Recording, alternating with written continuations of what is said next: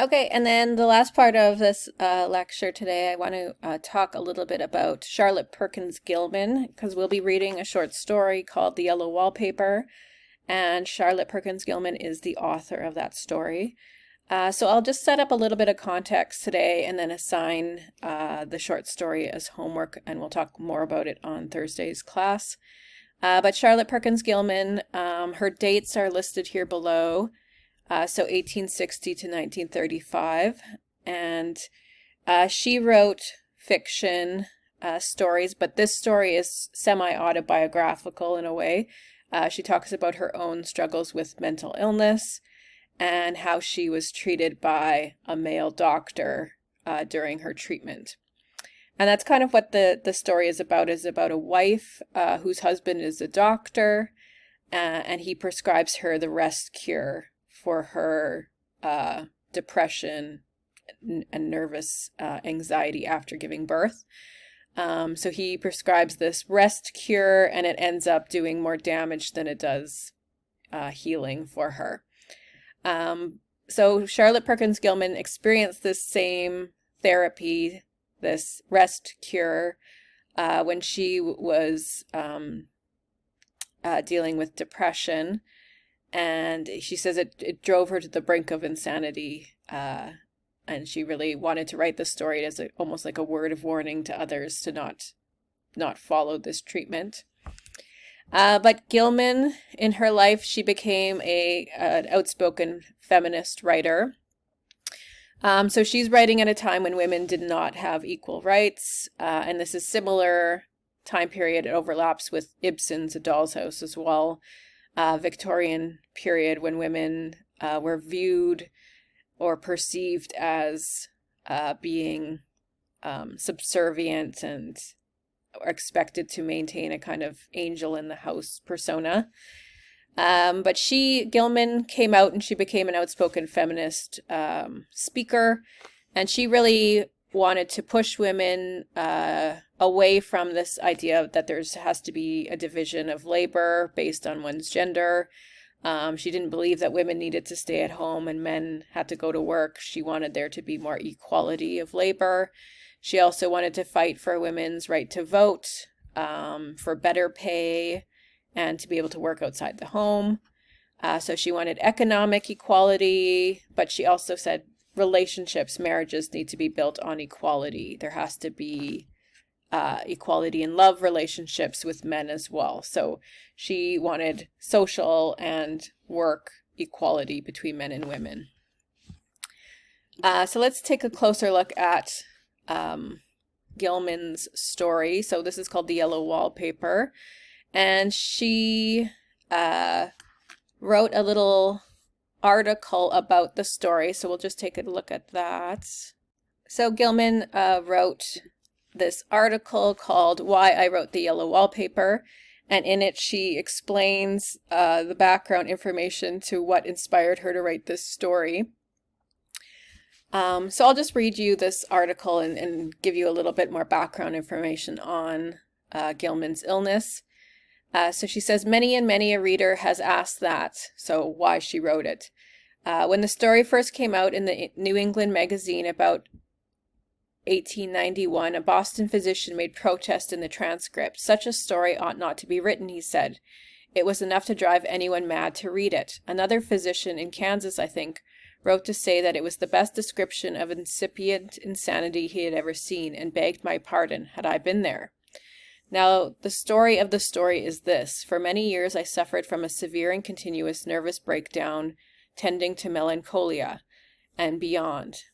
During about the third year of this trouble, I went in devout faith and some faint stir of hope to a noted specialist in nervous diseases, the best known in the country. This wise man put me to bed and applied the rest cure, to which a still good physique responded so promptly that he concluded there was nothing much the matter with me, and sent me home with solemn advice to live as domestic a life as far as possible, to have but 2 hours in intellectual life,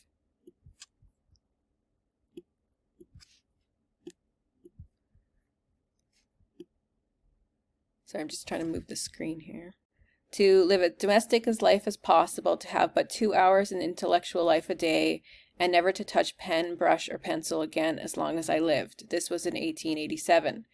I went home and obeyed those directions for some 3 months, and came so near the border line of utter mental ruin that I could see over. Then, using the remnants of intelligence that remained, and helped by a wise friend, I cast the noted specialist's advice to the winds and went to work again. Work, the normal life of every human being. Work in which is joy and growth and service, without which one is a pauper and a parasite. Ultimately recovering some measure of power.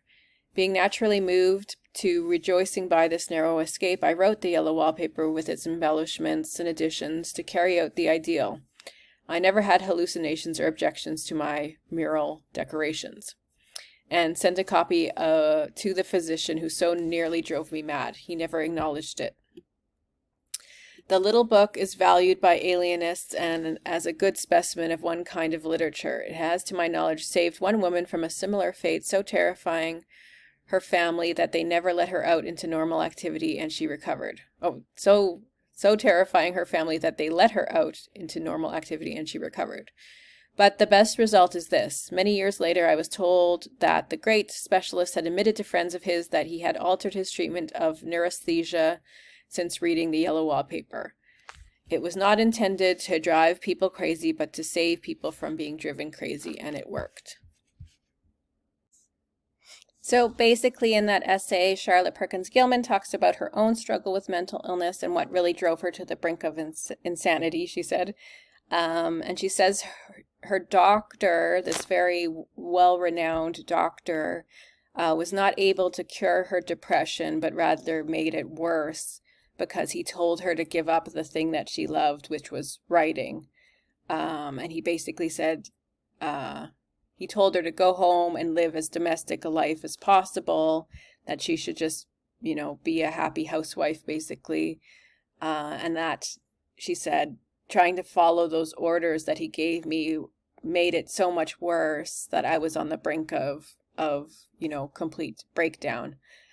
So she says, I casted aside the noted specialist's advice and instead went to work. So I started working, I started writing, and she says, I felt so much better about myself. And she really, in a way, cured her own depression by taking on those things in life that women weren't supposed to do, writing, working, but it made her feel so much better about herself, and she was able to sort of cure her depression by doing the opposite of what the doctor told her to do.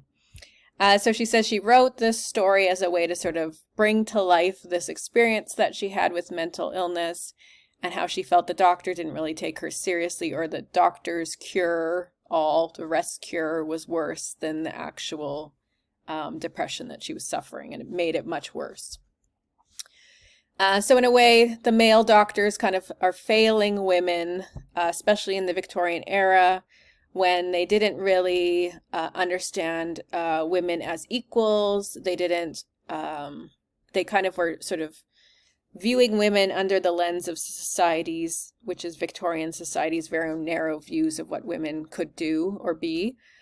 So it was really restricting for a lot of women like Charlotte Perkins Gilman, who wanted more out of life than just that domestic role.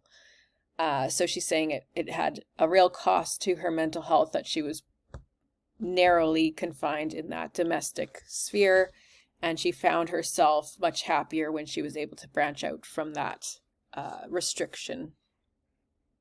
So we've talked about this before, but this story also fits into the Victorian period social historical context. And we talked about this with A Doll's House, but women at this time were perceived or held up to an ideal of the angel in the house, which meant that women were expected to be devoted and submissive to their husbands. So basically do what your husband tells you to do. In this story, the woman's husband, John, is both her husband and her doctor. So he kind of almost has double authority over her. not only in the household, but he also is her medical advice as well. So he's the one sort of giving her the rest cure, and being both her husband and doctor, so he can tell her what to do twice, uh, basically. So she's living under a very sort of controlled environment, and she doesn't get a lot of freedom up, because of her husband's control over her life. And women at this time in the Victorian period, again, we've talked about, women weren't expected to work outside the home, or they only did that if they were of, a lower class. So middle class and upper class women were expected to live a very domestic life, to be a wife and mother only, and you were perceived as not having the intellectual ability. You're viewed as incapable of any kind of serious thoughts, which is what Nora kind of, she gets angry at the end of A Doll's House, where she's, wants to take on serious things and be taken seriously as a person. So at that time, Victorian women were viewed as sort of incapable, childlike, unintelligent, weak, and they were also kind of stereotyped or prejudiced as being weak and passive, and emotional. So they weren't in charge of their bodies or minds very well. So they were also tended to be, I guess, pathologized. So if you were unconventional or broke some of the conventions of society, you would be viewed as, there's something wrong with your head, which is basically what Torvald tells to Nora at the end of the play when she says, I want to leave you. He says, you're mad. You're not thinking straight. You've lost your sense. So he's sort of questioning her mental health state at that moment, even though she says, I've never thought more clearly about anything. He's saying you must have lost your mind, because no sane woman would think the way that you do. So women were often, called crazy if they broke the rules of society or broke their husband's rules in the household. And that will also be kind of the case in this story as well.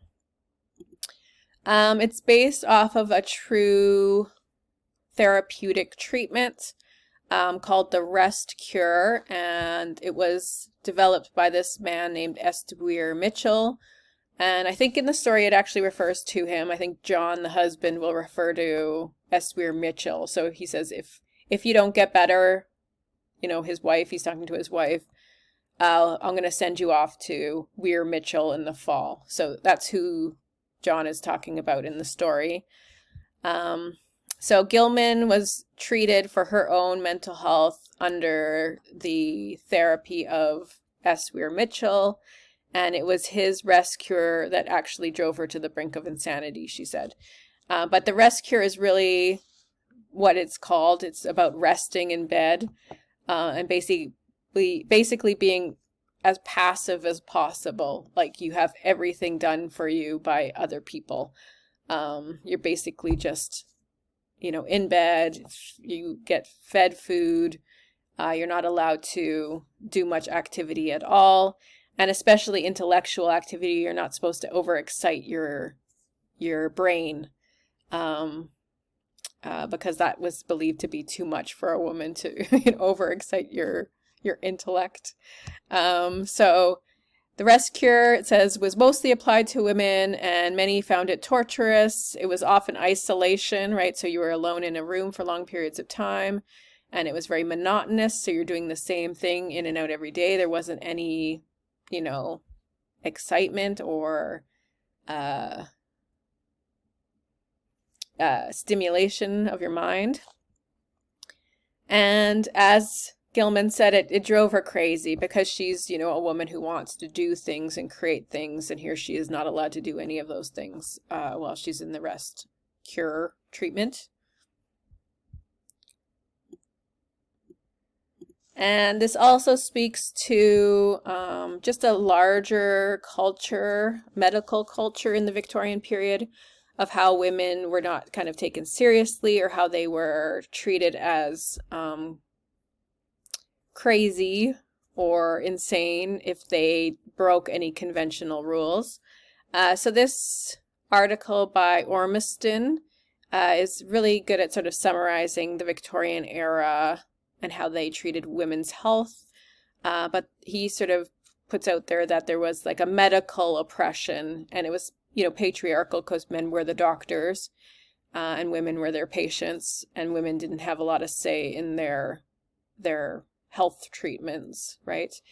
But male doctors basically were influenced by Victorian society, and they believed in gender roles, and that informed their diagnosis of women as crazy or not crazy based on whether they fit those gender norms of society. But the article goes on to sort of say that, yeah, doctors disproportionately institutionalize women, connecting nonconformist behavior to hysteria or nymphomania. So if you were a woman and you didn't conform to society's rules, that you were, passive and obedient, you would be labeled as hysteric, insane, and then sent to an institution. So they didn't like women who broke the rules of society. And it also says medicine was male dominated, right? So all of the men were doctors. There was a lot of gatekeeping. Women couldn't become doctors or higher levels at that time. So men were perceived as knowing more about women's bodies than women themselves. So again, women weren't taken seriously if they came to their doctor and says, I'm having, I'm seeing things or whatever, I'm depressed. They would say, well, physically you look fine.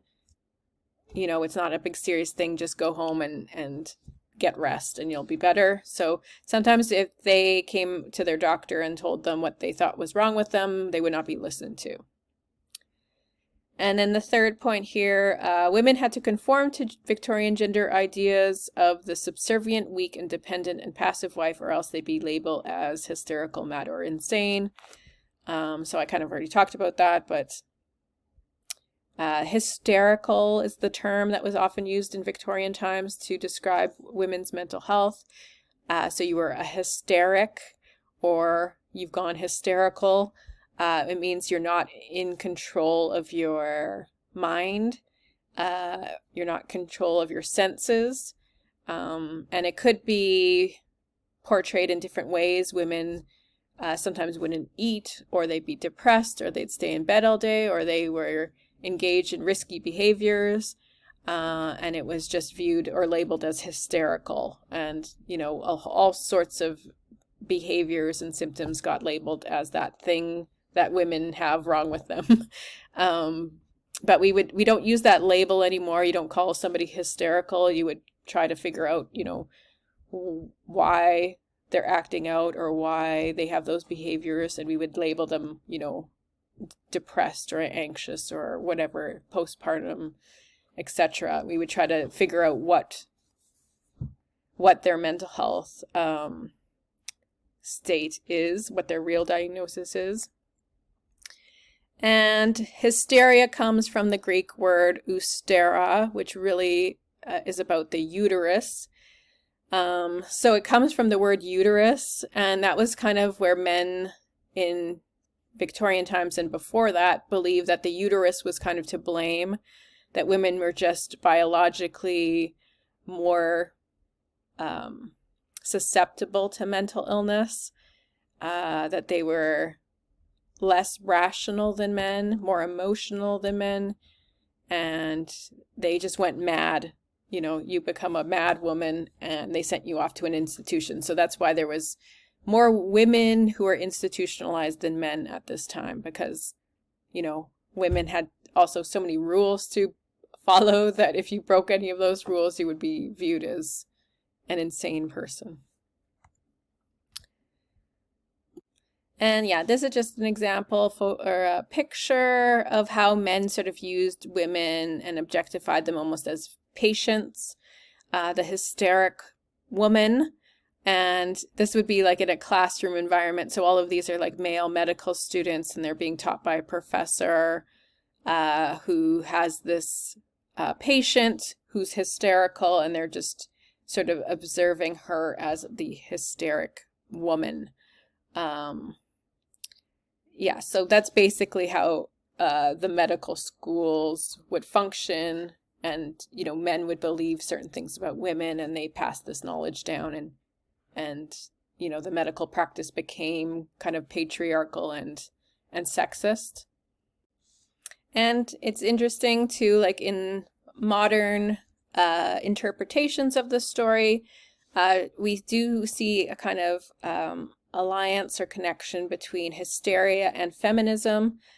So Charlotte Perkins Gilman became a feminist speaker, and she says, you know, going through that, you know, treatments and being taken to the brink of insanity, she says it helped her become or transform into a feminist herself.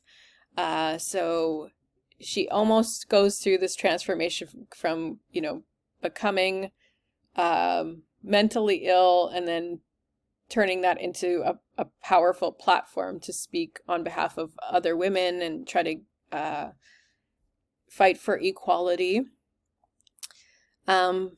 So there is this idea that, you know, some of those women who didn't conform or didn't fit into the Victorian norms, they were labeled as mad women. Some of those women were not insane. They were just, you know, trying to break through and fight for their rights as women, and were early feminists. And Charlotte Perkins Gilman made that case, and she said, I was able to cure my own hysterical depression, my own unhappiness, and reclaim my voice. And that really helped her become empowered as a person and as a woman. So sometimes the hysterical female, it can be read as a kind of repressed feminist figure, that they are women who are constrained or limited in some ways, but are trying to fight back against that oppressive force in their marriage or in society. They just don't have the words yet to speak out loud what they're fighting for. So they're using their body as almost like a protest or tool to show their unhappiness with where they're at in society or in their lives. So hysterics are kind of pre-feminists in this theory, where they're not quite at that point where they can speak and fight and articulate their rights for equal rights, or their desire for that. But they're at that point, they're at that transformation point where they're going from depressed and unhappy into something new and being reborn as this feminist figure who has found her voice. So we'll see that in this story a little bit. It's maybe not as optimistic as that, depending on your interpretation of the ending, but that's just one way that the story has been interpreted, as a kind of pre-feminist voice emerging out of this character. So on Thursday's class, we'll read and discuss the Yellow Wallpaper. But one of the questions that I'll get us to talk about is, you know, what contributes to the protagonist, this woman's hysteria or her depression, whatever you want to call it. So take a look at how the room is described. What is the characteristics or symptoms of her illness? What the wallpaper she describes, how that is depicted in the story, and then also her relationship with her husband, and how that contributes to her illness as well. So I'll let you guys read that story for Thursday, and we'll discuss that in class.